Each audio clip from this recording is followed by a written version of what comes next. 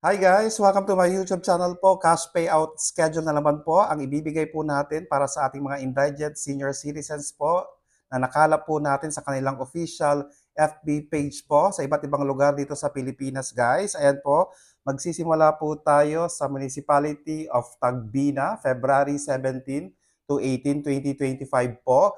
Kasunod po nito ay Municipality of Santa Maria, Province of Isabela, February 18 to 20, 2025 po. Ayan.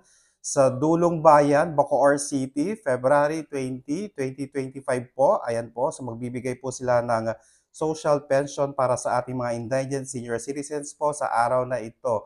Okay, next po, nandyan po ang February 24 to 26, 2025 po, Municipality of Piquet para sa 42 BARM at non-BARM barangay po. Sa ating mga indigent senior citizens po, pakicheck na lang po kung kasama po ang inyong lugar sa nabanggit po ngayong araw na to. Okay? Makakatanggap po kayo syempre ng 1,000 pesos, ayan po, na social pension galing po sa DSWD.